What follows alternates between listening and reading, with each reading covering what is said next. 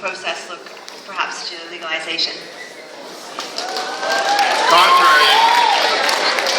Contrary to what the politicians will believe, right? But to tell you the honest truth, I do not support legalization. I support decriminalization. The difference between legalization and decriminalization is legalization put it in the hands of a guy like this. Okay? So you don't want the politicians to be taxing your weed, and they will tax it to the point to where you got to go out there and commit crime just so you can buy a dime. So we don't need that. Decriminalization also reduces crime, because now we don't have drug dealers going out there to where they have to go to harder crime for them to make a living to support their families and friends. And to tell you the honest truth, a lot of drug dealers are parents. A lot of them are grandparents. They're not drug dealers. They're just people trying to support their family and make a living. And they'd rather go out there and give you something that you ask for or something that you want, rather than go out there and take a gun or break into your home and steal. So I support decriminalization and giving better opportunity, and let's give the drug dealers some employment and not jail. And if you give them employment, they'll choose the employment over selling the drugs. God bless. Okay, next question asker, come on up.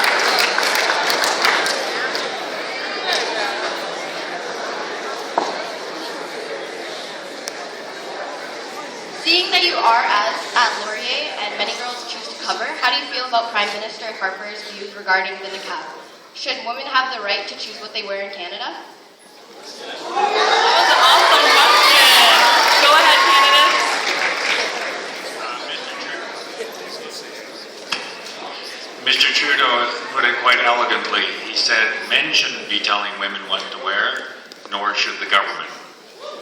Period.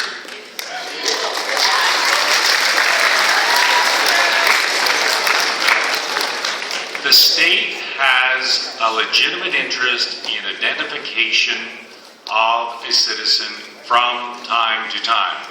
So, for instance, a driver's license, you have to have a legitimate identification. Passport, same thing.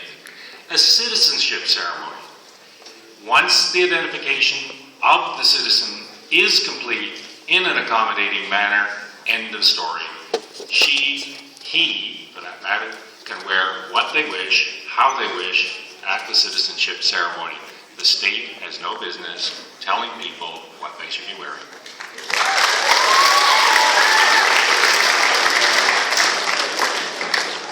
I'm very glad to see that you brought up the niqab debate, because it has taken over this election as an extremely emotional issue, and both Trudeau and Mulcair has taken a hard stance in saying that we do not have the right to tell women what they should or should not wear. And I find it completely offensive, the stance that the Conservative government has taken. If you go on their Facebook page, there is an extremely racist cartoon of a person in a ski mask and a woman in a niqab, and it says, you wouldn't let this person in your home without taking off their mask. Why would you let this person in your home? That type of racism does not belong in Canada. It does not belong in politics. And it's a Conservative tool to take away the conversations on the real issues that are happening. This morning you had a wonderful tribute to the missing and murdered women in this country. Let's talk about the issues and what we can do for those women, and not take away from discussions and emotional issues like the niqab that doesn't have any right to be, affects a small group of people. Thank you.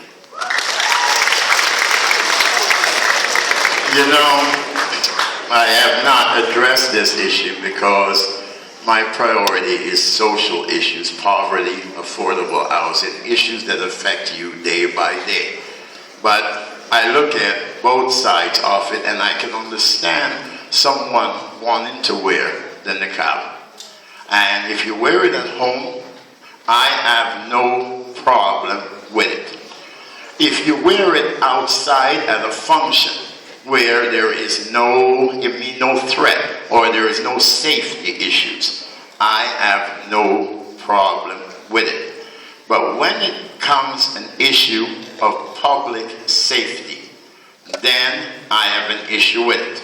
So I would leave the decision on whether or not you can wear the niqab, I would leave that up to law enforcement.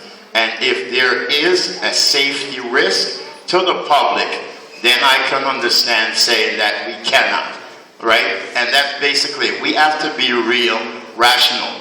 This is Canada. And I can understand your religious beliefs from other countries. And I am for you having those religious beliefs. But we will not endanger the safety of anyone for the sake of that belief. So yes, I am for women choosing to wear it, but I am not for it being worn in public where it may create a safety concern for other members of the public. Well, Okay, next question. Come on up. Okay, so I've been hearing a lot of what Mr. Mulcair or what Mr. Trudeau are going to do, but I haven't been hearing a lot about what Ms. McKay or Ms. Castleman are going to do. So, what is the most pressing issue specifically for Scarborough-Guildwood, and if elected, what are you going to do about it? Very good question, thank you. And just to let all of our question askers know, we only have time for one more question. So you guys can figure out who's going to ask that question and the rest of you can have a seat. Thank you. Go ahead, candidates. An excellent question, and I suppose, let me just back up and say it is the nature of the beast. I'm not a municipal councillor. I can't promise to fix this sidewalk or this road. However, what I can promise to do is when $20 billion is put on the table for infrastructure improvements, is to fight for the appropriate share for Scarborough, particularly Scarborough-Guildwood. So, give you an example. When there was an infrastructure program, we participated in the putting of pathways in and along the lakeshore of Lake Ontario. So now you can go pretty well from the mouth of the Rouge River right to Bellamy Creek. That was a rather significant infrastructure program that I participated in. Similarly, Highland Creek. We participated in that infrastructure program so that we didn't end up with a lot of flooding that went on downstream. So those are a couple of quick examples. We will be putting into Scarborough-Guildwood and Scarborough generally serious infrastructure money to repair the transportation deficit, and I look forward to doing grade separations, electrification of the GO line and the Scarborough subway and the LRT in the priorities that are enunciated by the City of Toronto.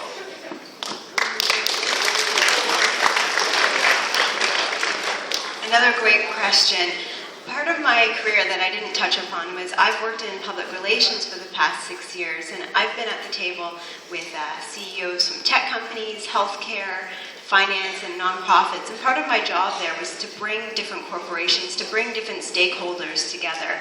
And I see there's a real opportunity in Scarborough-Guildwood to look at hubs like the Scarborough Storefront, the Boys and Girls Club as well, and look at ways that we can work with those local organizations and bring in corporate funding or corporate partnerships, or strengthen partnerships with hubs like the University of Toronto at Scarborough or the Scarborough Rouge Valley Health System, so we can create opportunities for youth, whether that be jobs or special facilities that are being built up in the area. well, what I'm going to do is what this guy hasn't done. I'm going to make sure when you are hungry, You have food on your table. When your kids are hungry, they have food on the table. It's not your fault alone, John. It's the misdirection of the political parties that focus more on the success of their political parties and not the welfare of the people. I will see that we combat poverty in all regions of the riding and the things that influence poverty. I will see that we give greater opportunity for employment for our youth. I will see that there is greater services for our seniors. I will see that there is greater service for all people in the riding. I will not choose liberal over you. I will not choose the New Democrat over you. I will not choose the conservative over you. I will independently stand up for every single one of you, no matter your race, your religion, your creed, your social status, or your party ties. We will restore government. Thank you very much, Mr. Clarke. So before I call our last question asker out, let's just give a big round of applause to all the students who asked questions and everybody who was lined up against the wall who didn't get to ask a question. Thank you all for your courage and support. So our final question. This is only towards the Liberal Party. Why did Trudeau and the Liberals oppose Bill C-51 and then flip-flop on that decision? Where do you stand now? Great question. Thank you very much. Go ahead, candidates. There are two great tasks in a government. One, to provide security, and two, to provide privacy for the citizen. Those are the two great tasks of government. Mr. Mulcair and Mr. Harper traffic in the politics of fear.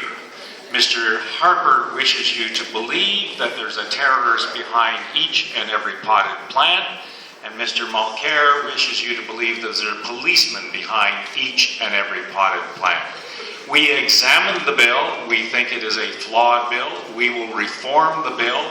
There are several things in the bill, however, that we do support, namely the coordination of security services. So that was not a flip-flop. That was an exercise in judgment, and that was the judgment to which we and Mr. Trudeau and the caucus came, and we stand by it.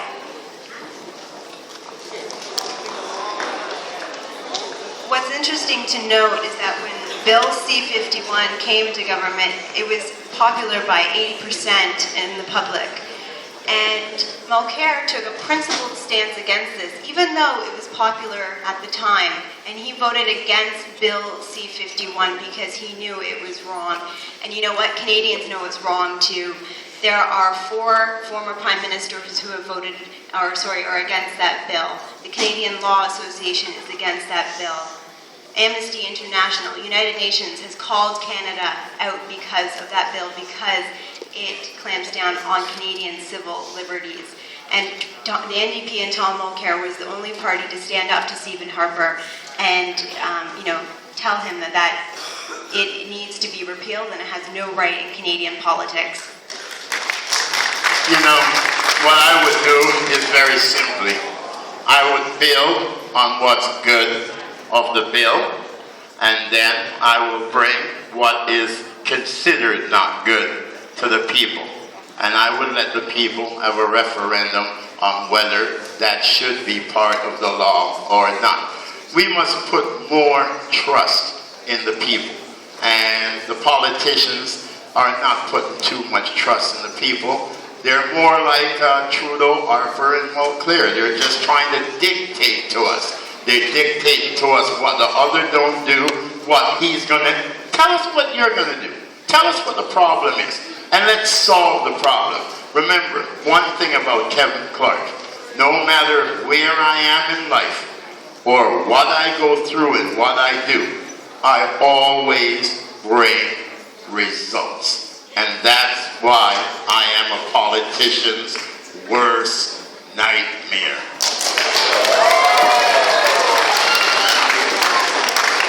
Thank you for the questions and the answers. Candidates, now you each have 1 minute to deliver concluding remarks. This is your last chance to convince us to vote for you.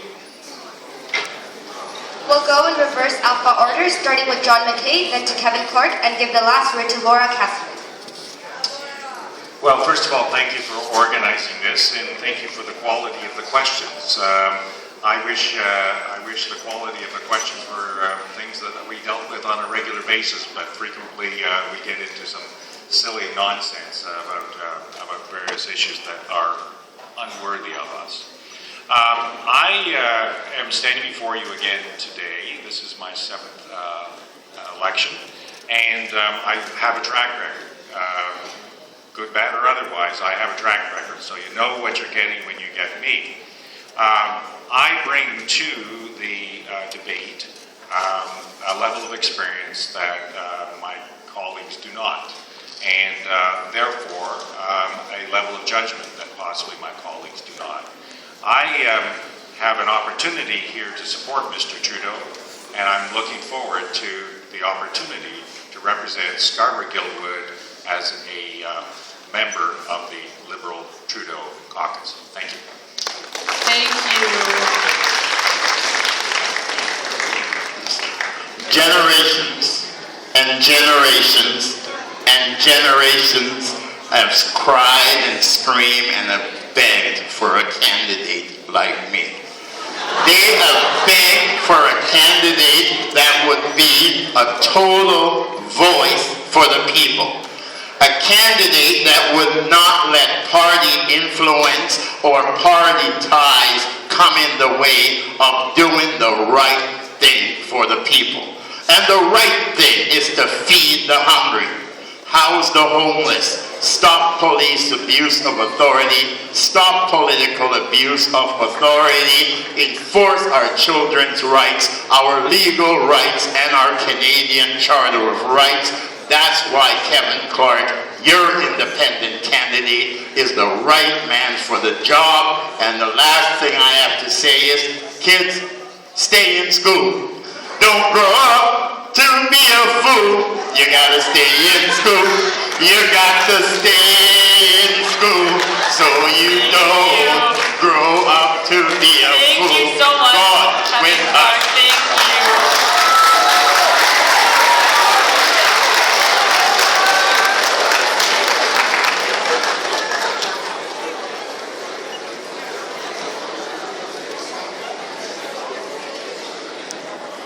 One of the reasons why I'm proud to be a New Democrat is there's been a lot of talk about track record and results here, right?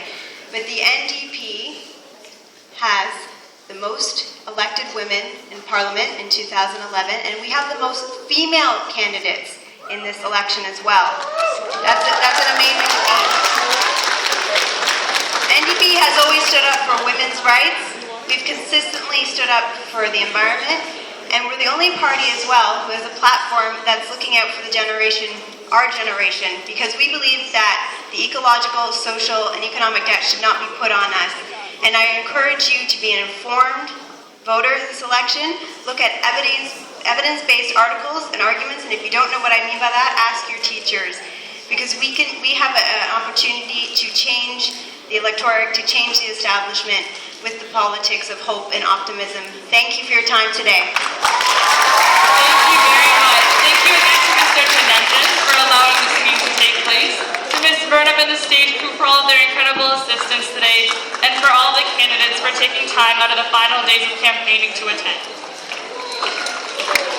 And to all of you for attending and being so attentive.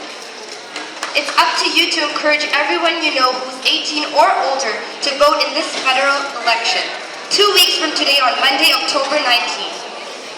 This is also a reminder to vote in Laurier's student vote mock election next week. Thank you so much, everybody. Please go to your